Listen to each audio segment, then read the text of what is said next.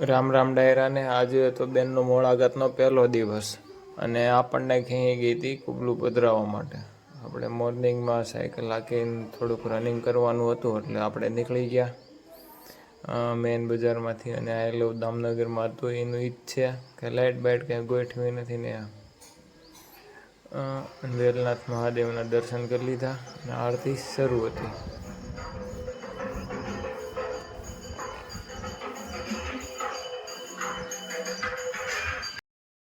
આપણે જ્યાં રનિંગ કરવી છે ત્યાં આપણે પૂગી ગયા હતા. અને આજે થોડુંક અંધારું હતું એવું લાગ્યું, વાતાવરણ ખરાબ હોય એવું લાગતું હતું. પછી આપણે અંદર ગ્રાઉન્ડ તરફ આવી ગયા. 400 મીટરનું ગ્રાઉન્ડ હતું. આપણે થોડુંક ઘડીક રનિંગ કરી લીધી અને પછી આવતા હતા ત્યારે વાતાવરણ એકદમ ફર્સ્ટ ક્લાસ અને લાગતું હતું આ 2 જીસીબી આખા ગામમાં એક ડેમોલેશન હોય એવું લાગતું હતું.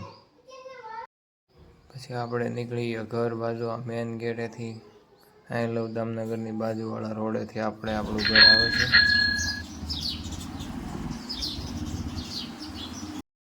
હવે અમે જાવીશું કુમનાથ. મોળાગત રહીશું, પછી કુમનાથ જઈને પછી કુબલું પધરાવશું અને પછી છે ને હિંચકા ખાવું ઘડીક વાર. એવું છે? હા. આ તો કાંઈ નહીં, હવે નાના બેનને લઈ જ આવીશું. મોળાગત શરૂ થયા છે.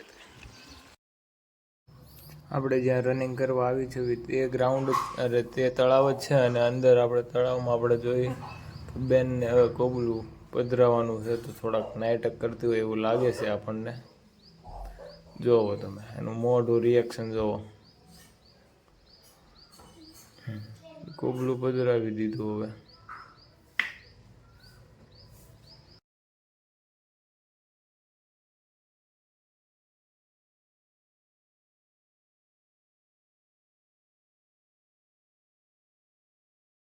હવે હવે અમે કુબલું પધરાવી દીધી છે. હવે અમે જાવીશું હિંચકા ખાવા.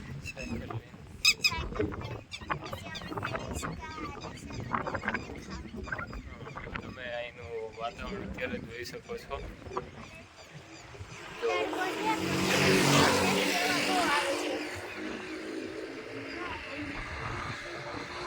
અમે સામે કુબલું પધરાવી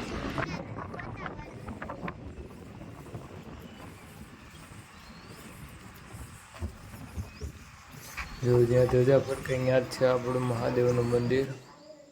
આપણે પૂગી ગયા કુમનાથ મહાદેવનો ફોટો. હવે અમે હિંચકા ખાઈને ઘરે જવાની. અમે ઘરે જ આવીશું. હિંચકા ખાધા, ગોલેટી ખાધી, બહુ મજા આવી. ઘરે મારી મમ્મી હલવો બનાવશે, હું હલવો ખાય. હા તો કાંઈ નહીં, હવે આપણે જ આવી ઘરે. બપોર પછી આપણે ધીમે ધીમે સ્લો રનિંગ કરવાની હતી એટલે ઈ તે તળાવ ઉપર આપણે આવી ગયા. થોડીક કસરત કરીને આપણે ધીમે ધીમે રનિંગ શરૂ કરી દીધી. અને આજનું વાતાવરણ જોવું મજા આવે એવું જ હતું. એક નંબર વાતાવરણ હતું. અને આ ફોટો આપણે એક પાડેલો વાઇડ એંગલમાં. અને પછી મેં બીજા ગેટેથી આપણે ઘર બાજુ નીકળી ગયા. અને બેનને આજે વ્રત હતું તો એ આપણા માથામાં આજે ચોટલા લેતી હતી. એટલે ચોટલ્યું જોવો તમે આ ફોટો.